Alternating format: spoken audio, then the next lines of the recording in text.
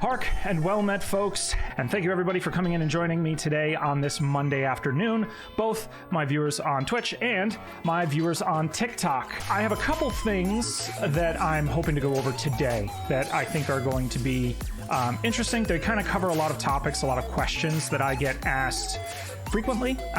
They include things like, what got you into archaeology? How does one even become an archaeologist? What exactly does it mean to be an archaeologist in the United States?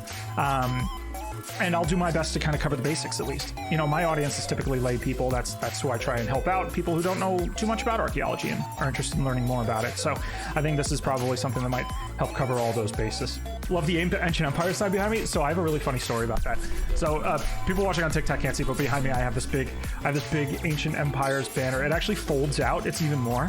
I got that for like $5 at a what are they called? Spirit Halloween. I got it for $5 at a Spirit Halloween last year.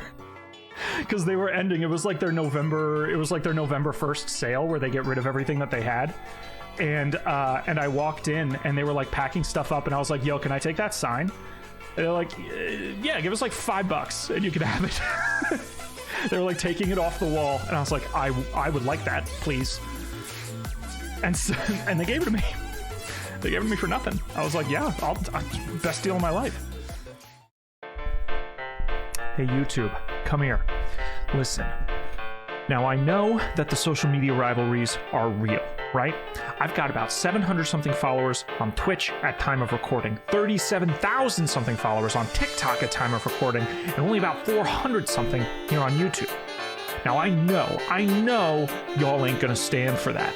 So prove who the real king of the content platforms is and subscribe to the channel.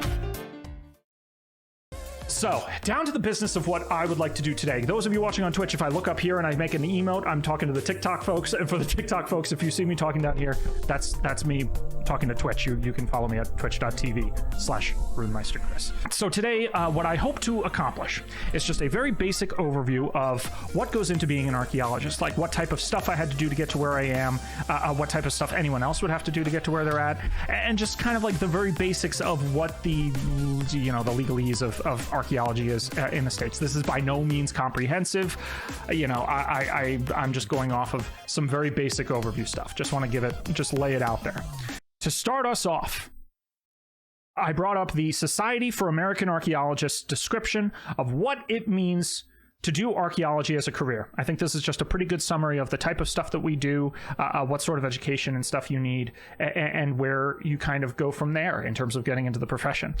So when you're coming down to archaeology, they start off with the type of work that we do. Obviously, archaeology is an outdoorsy profession. In the United States, a lot of archaeology actually comes down to what's called cultural resource management, which is something that they didn't talk about enough when I was an undergraduate doing it. Basically, my background is I have a undergraduate degree in archaeology, and I have a master's degree, a master's research degree in Viking Age runestones, specifically.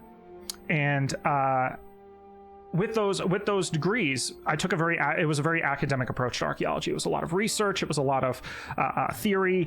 And I did have a field school. I did learn some methodology, but the idea of what archaeology was very similar to what I think a lot of people who aren't in the business think when they think archaeology. It was a lot of big, fancy excavations at massive sites, at academic, infinite funding, yada, yada, yada, yada, yada, all the dreams that we have that doesn't actually end up happening.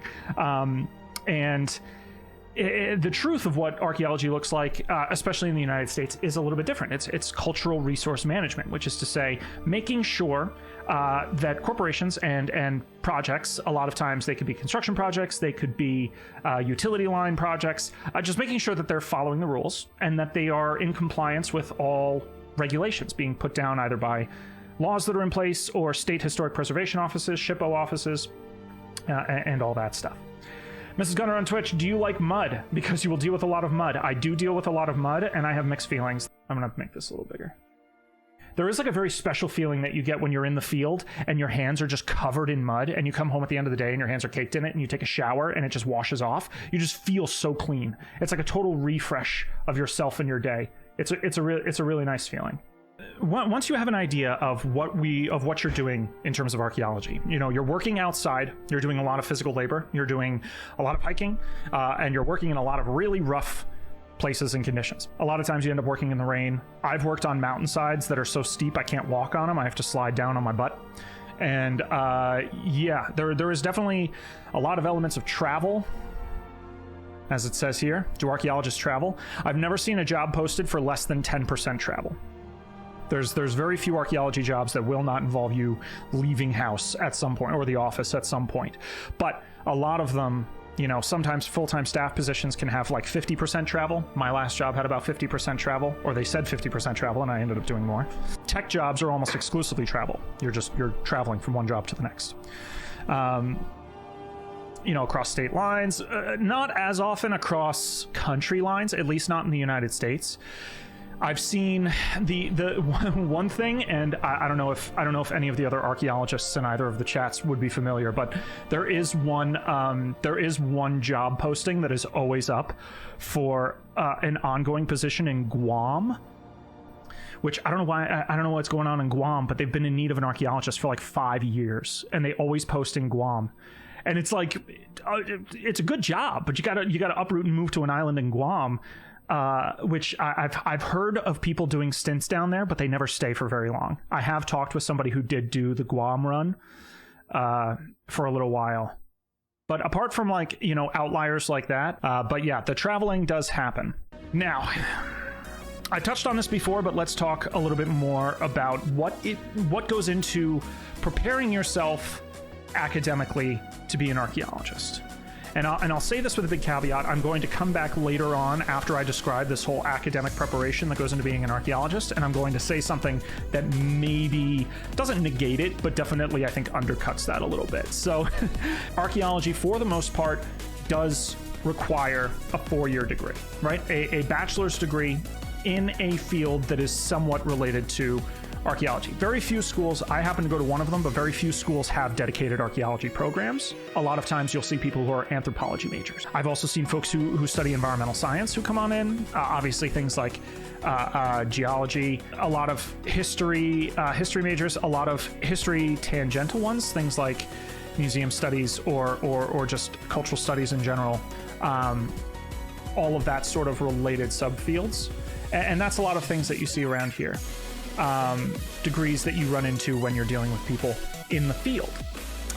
So I did get an archaeology degree, a dedicated archaeology degree, which meant that there was a little bit more of a technical look to it. I took some classes that had like a lab component, and had the dedicated field school and all of that. Another thing that a lot of archaeologists do is they sign up for the Register of Professional Archaeologists, the RPA.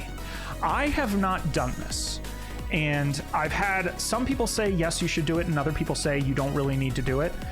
Some people say that the RPA qualification is more of it's just letters to add at the end of your email that just kind of give you a little bit of credibility, but you're really just kind of like paying for a couple of extra letters for stuff that you've already done. Like, I don't think you do anything additional to be on the RPA. You just kind of show that you have the qualifications to do it. But again, I'm not super familiar, and I'm sure I mean, the society is well known. It's well reputed. So now, in terms of these degrees, having a bachelor's degree is pretty required for getting those types of positions. The master's degree will get you better positions, obviously. It'll get that is something that they usually, especially nowadays, are looking at for people who are looking to get staffed full-time positions. So folks who are looking to work full-time at a company and not just as like a field tech who jumps around and does the digging work, people who are looking to do more report writing, SHPO consults, signing off on like graveyard forms, NRHP, National Register of Historic Places, registries and stuff like that. That's all stuff that typically you need a master's degree and or SOI qualification, Secretary of Interior qualification. The caveat that I mentioned at the beginning of this description, where I talked about all of the different education things that go into being an archaeologist, there is the big caveat of, if you play your cards right, you do not need a lot of those qualifications to get in at the base level field tech position. One of the smartest archaeologists that I had worked with pretty early in my career was a guy who had been working as a field tech for something in the range of like 10 or 15 years. He had no degrees. He was a janitor at one of the offices for one of the companies, and they needed extra boots on the ground to get a project done in time. And they asked him, hey, how do you feel about digging holes? He had never done anything with archaeology. He had just been working in the office that the archaeology company was based out of. He said, yeah, sure. He was a local. He had interest in the history of the area. And they brought him in, and he just kind of went super hard into it. And this man was a brilliant archaeologist by the time that I came around to him.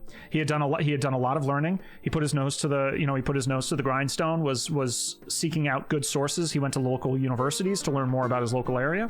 He was extremely knowledgeable of central and western Arkansas archaeology. And he had no degrees. It is one of those things where the degree will get you into the position. Right, it will help you get a job if you have a bachelor's degree in a related field and you're willing to put in the work and everything that's necessary. But there are people who know how to work hard to get into those positions without the degrees. So it is possible to do something like that, but it is a much harder climb, I will say. It's not something that just anybody can do. It does take I think a special kind of work ethic to get into that sort of position, and a bit of luck in terms of companies looking for someone who maybe is not, they're looking to get some extra help with labor. But there is something that pretty much anyone who has an interest in archaeology can do. You can look in your area to see if there are local historic societies or archaeological excavations that are ongoing. When I got out of my master's degree and I was applying for positions, I was living in St. Louis, and St. Louis has Cahokia Mounds just outside of it on the Illinois side of the river.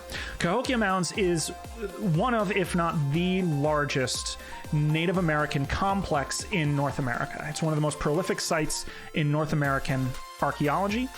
The culture there, S-tier Cahokia Mounds. Yeah, I did a tier list of archaeological sites, and I spent about a year getting reamed by my chat because I put Cahokia Mounds at like a high-end A tier as opposed to an S tier. And recently they donated enough money to a charity stream that I have bumped Cahokia Mounds up to an S tier site. So Cahokia Mounds S tier site, let's go. But as I was getting at, volunteer work is available at places like Cahokia Mounds and other archaeology sites. They're always happy to have untrained folks in who have an interest in history in the area to help out do that stuff. We dealt with a lot of local archaeologists when we were at Cahokia Mounds. I should be on this face, by the way. I've just been doing like a huge blab on like the janky screen. But in any case, yeah, those types of volunteer positions are available for folks, and I encourage anyone who has an interest in archaeology and is maybe trying to give it a go to look into that stuff. Let me just go back to that screen that I just clicked out of, and we'll continue talking about all the stuff that we have. I have a bunch of other tabs that I wanted to go through today. So yeah, that just about covers what it means to like the sort of background and the things that you can do to prep yourself to be an archaeologist. Anna, you've had so many colleagues tell you stories about people shooting guns in the direction to scare them off. Oh, okay. Well, yeah, that's okay. Yeah, okay, so a lot of archaeologists have a gun story. I have gun stories. But yeah, I have had guns pulled on me on jobs, and I know if you work in archaeology longer than 5 years, you're probably going to have a gun story. So the dangers are definitely present in the job. It is a weird one. Obviously, if you're doing construction jobs, you're going to need to be aware of all of the construction safety things that go on. I have had near heart attacks watching archaeologists with no spatial awareness walking behind bulldozers with their head down while the machine is running back and forth, not aware that people literally die from that frequently, like enough that it is at like more multiple per year die from like construction machinery accidents. And a lot of these archaeologists who are unfamiliar with this type of equipment and this type of environment are a little bit too hyper focused on the ground in front of them instead of the spaces around them. Not all the time, but in some cases. So yeah, there are dangers that are definitely present. So moving on to the next topic that I wanted to talk about today is a little bit about the legalese of archaeology. There, like what types of regulations we've got in the United States, what sorts of rules and things that we need to know about and that we need to follow when we're doing archaeological work in the US. First up, and most importantly, is something called Section 106. Section 106 of the National Historic Preservation Act, the NHPA of 1966, requires federal agencies to consider the effects on historic properties of projects they carry out, assist, fund, permit, license, or approve throughout the country. Most archaeological work that is conducted today in 2023 is based on a law that was passed in 1966, which I have my own thoughts about that. But the Section 106 is a pretty comprehensive collection of rules and regulations that does a lot for the field of archaeology and for regulating the type of work that happens and making sure that work is being done properly in some places. Amelia with a question on TikTok. Is your opinion that that Section 106 should have been made sooner, or that it needs to be updated? I think it needs to be updated. I think it definitely needs to be updated. It is 1966 is a vastly different world than 2023. There's a lot more tech. There's a lot more types of projects that are happening now that weren't happening back then. And I think that the methodology by which those projects are being done and the methodology that we are using for archaeology are so vastly different that Section 106 needs a revisit. I think the entire National Historic Preservation Act needs a revisit, and Section 106 specifically. Now, who is going to do that is another question. I don't know who's going to do that. There's a lot of stuff that goes on. So I don't know if that's going to necessarily be something that gets done. I think that if enough archaeologists maybe make a stink to local legislators, maybe they can propose something to do a Section 106 revisit. But I also worry that revisits to Section 106 are going to put massive kinks in ongoing construction projects and ongoing archaeological work that maybe might cause a lot of problems. So there is something to be said for that. So, as I said before, Section 106 of the National Historic Preservation Act basically details all of the legal things that go into approving a property, talking about what projects can happen on historic properties and on archaeological sites that come up as a result of those types of projects, talking about how they're carried out, assisted, funded, permitted, licensed, and just approved in general. If a federal or federally assisted project, meaning a company that accepts money from either the government or a government contractor or something like that, that is when Section 106 goes into place. So if there is a private project that is happening, if a private project that is being funded by people who are not affiliated with the government or any of those kinds of companies, then the project does not require Section 106. That is, I think, another reason why maybe it needs a little bit of a revisit. Or construction projects can happen on property, on privately owned land that can damage and affect historic properties and historic sites if there is no government hand in it.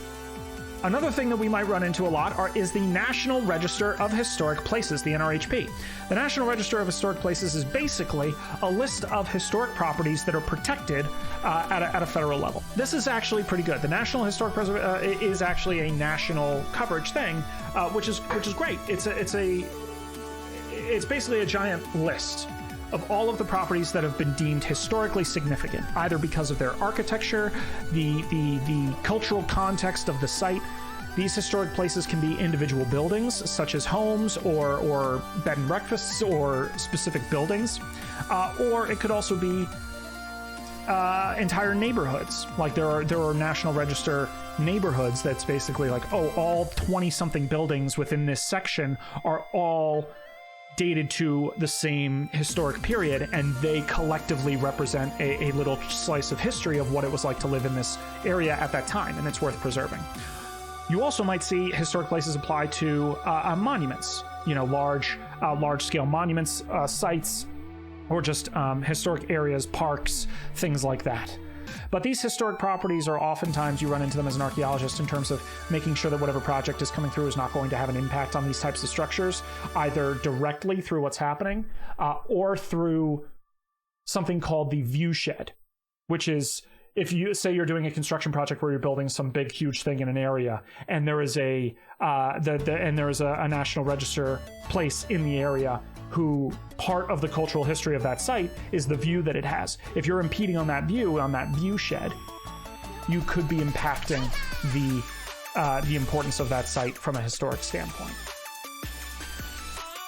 So that is definitely something that we see that we have to keep an eye out for. And this applies more to, I think, people who deal kind of in line with like the historic preservation elements of archaeology. That's something that my wife is really interested in, something that she's going to be that she's studying to kind of work more in, historic preservation, as opposed to active fieldwork archaeology. Next up, we're going to talk about something called NAGPRA. NAGPRA is the Native American Graves Protection and Repatriation Act. This specifically is a small collection of rules, regulations, and laws that are related to the preservation of Native American burials and human remains and associated funerary objects that are found as related to Native American tribes. Burials obviously are super important, not just from an archaeological context of looking at what sort of information the burial can tell us, but from a very cultural, deep-rooted standpoint of reverence, spirituality, religion, all of these very core values to people of all different sorts. It's in the same sort of sense of if a construction project is going through an area and there was a cemetery, right? A cemetery in the area that they're blowing through, it's going to be a problem. You're not going to be able to just go through and dig up the entire cemetery. With Native American burials, oftentimes they are a lot less marked and laid out compared to a cemetery. So you run into them in a lot more unexpected places. As a result, that type of work needs to be looked at very carefully to make sure that you are treating those remains with respect and everything that is deserved and expected there. NAGPRA, it says here, what basically NAGPRA covers are 5 different main categories: human remains, associated funeral objects, sacred objects, objects of cultural patrimony. And those are all subjects that are covered under NAGPRA. They can also be culturally affiliated with modern day tribes or those which are not affiliated. So it's anything that is deemed to be Native American related. A lot of these objects are, these are all things that basically what NAGPRA entails then is that if you run into these types of objects, you need to consult Native Americans. Typically, if you run into human remains on a job, the very first of all, everything stops. Doesn't matter what you're doing. Every single thing stops. Everybody stands down, and you call the police because they need to make sure that it's actually old human remains and not a missing person. So that happens, and then you do need to consult with the relevant tribes in the area, so that you can come up with a game plan to try and figure out how to handle those specific finds respectfully. Whether or not that means keeping them or reinterring them there in that area and digging around the area, avoiding it, or if it means having a Native American group come out and rebury the person in one of their dedicated spaces. And that's not something that I'm like super familiar with, but I do know that those types of projects are of the utmost importance to make sure that everything is being treated respectfully. So next up, I think what I'm going to do is I want to talk a little bit about, now that we've covered like the basics of the types of things that you would need to know as an archaeologist, what sort of things you're going to be wanting to do to prepare to be an archaeologist, what sort of things you're going to be wanting to learn about in order to properly conduct your archaeology. Let's look at what goes into actually being an archaeologist and what sort of and how you go about getting an actual job in that field. The next site I'm going to pull up is like the bread and butter of what type of how an archaeologist finds their work, right? If you are an archaeologist and you are between jobs and you are trying to do something in terms of finding new tech work or just new full-time positions even, you're going to be going to this website, archaeologyfieldwork.com. Archaeology Fieldwork is an archaeologist created website that is meant to be kind of a hub where companies that are hiring can post job opportunities for people in different positions. Now, in the business of archaeology, we don't have a union, right? There is no archaeologist union. It has apparently been tried a couple times to try and unionize or get people in that thing, and it always fails spectacularly for all the wrong reasons. It ends up being a massive detriment to the work in archaeology, and for some reason companies are not willing to let that detriment happen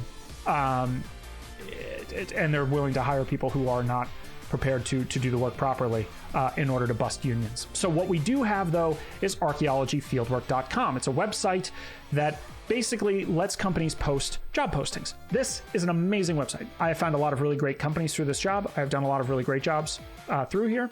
And one thing that's really interesting is that it lets you rate the companies that you're working with. So these places who will post, they will have their own ratings, archaeologists given ratings in terms of what they do.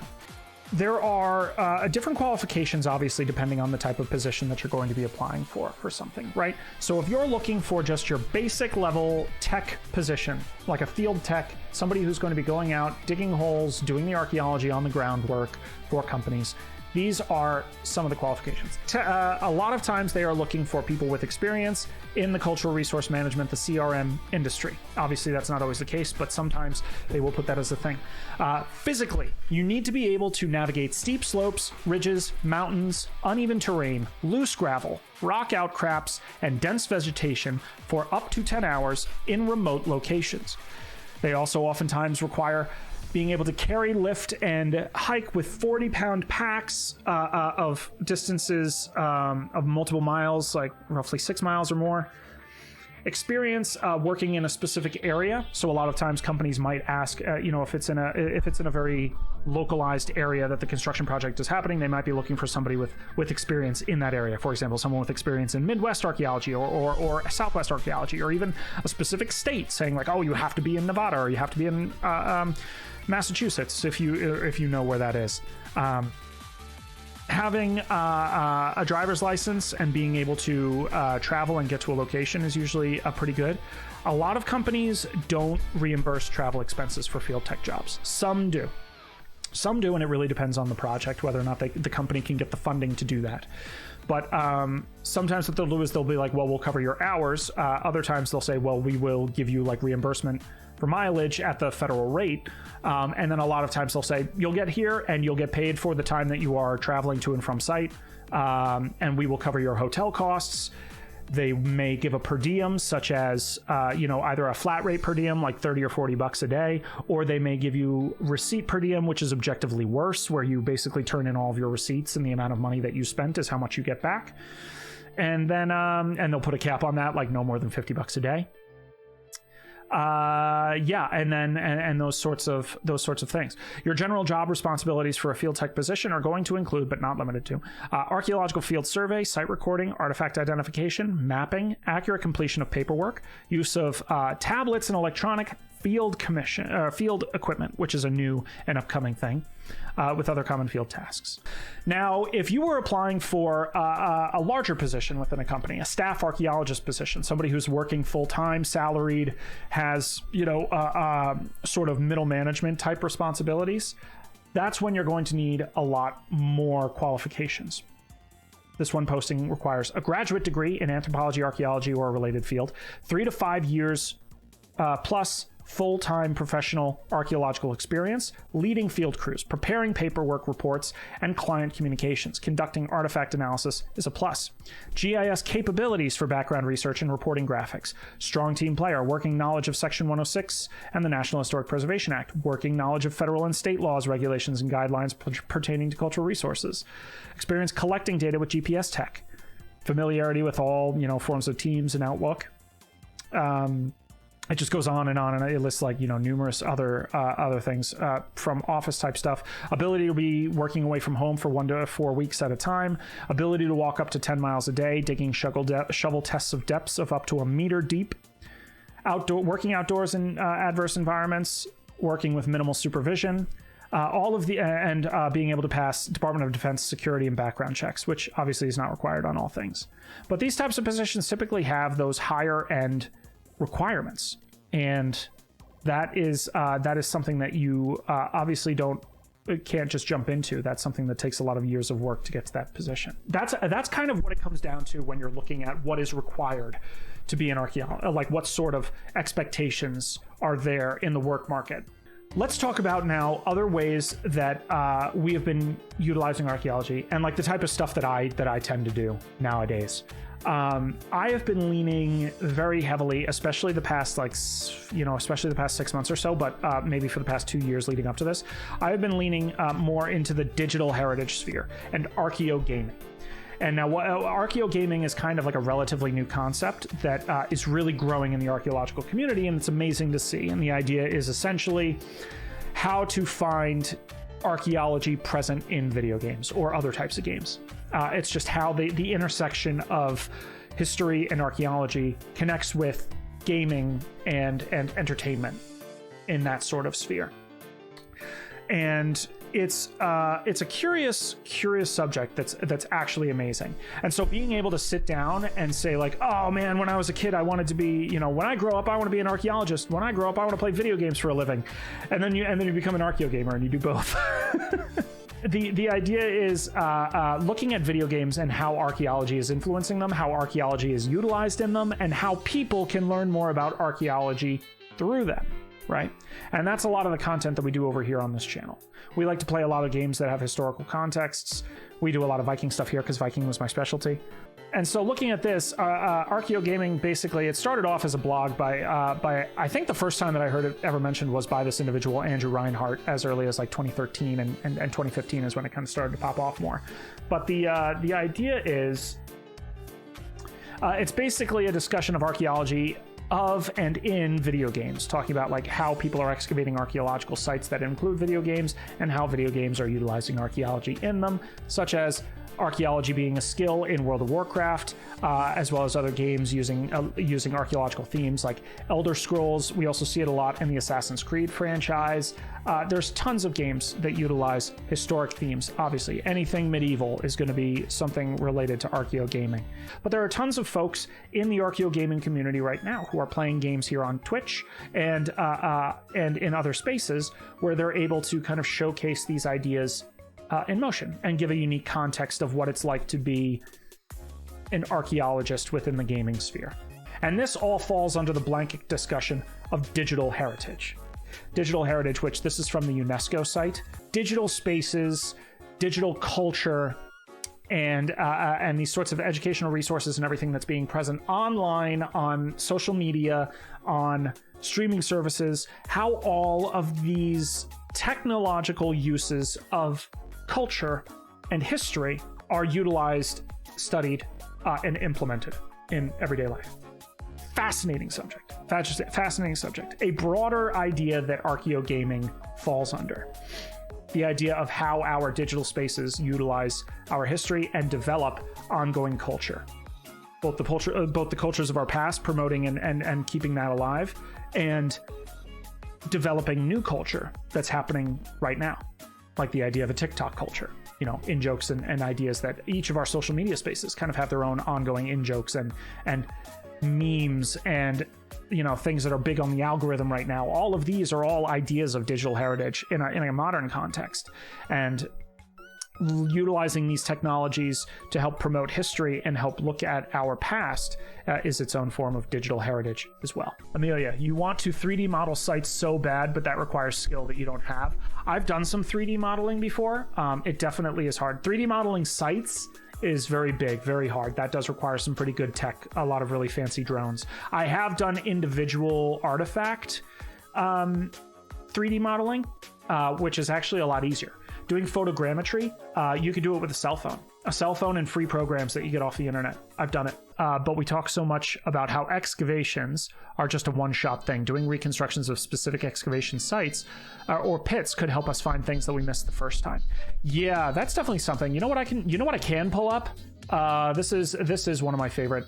This is a very cool site.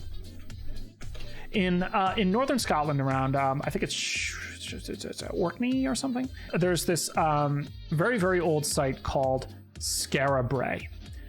It is in Orkney. Skara is older than Stonehenge.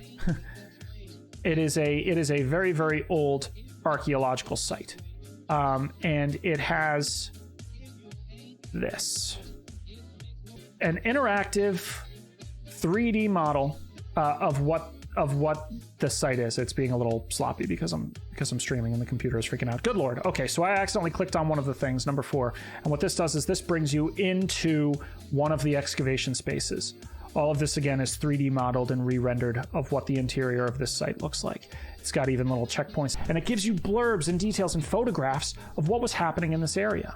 It's amazing. You can then zoom out, come back out to the broad overview of what the entire site and the beach that it sits on gives you. These types of technologies are here, and they're great, and they're important, and they're super informative. And I'm so happy that they got to do this here at Scarabray, and I wish I could do it everywhere. I wish that we could do this sort of stuff everywhere, because this would preserve to a great level. I mean, I'd love to be able to do individualized 3D models for every runestone that's ever been found, so that you can create 3D printable versions of every runestone. For educational purposes. I'd love to see similar topics and ideas that show up everywhere. All of these things fall within this broad umbrella of digital heritage, and I think that's it's just an amazing subject. And that's that kind of goes over it. That's like the sort of stuff that we do here. That's the type of content that that's what it means to be an archaeologist. That's what goes into professionally joining the field of archaeology, and that's what you would need to do if you're interested in becoming one, and the sorts of things that we have to keep an eye out for when we're working as archaeologists in a day-to-day space, as well as, you know, in the discussion of archaeo gaming and digital heritage, the types of subjects that I personally am diving more into. Obviously, you know, my main subject area was Vikings. That's why I do so much Viking content, and why I goof around, you know, and I wear the silly furs, and I do all of games related to Vikings. Obviously, that's a big subject area that's like a hyper interest of mine, a niche fixation.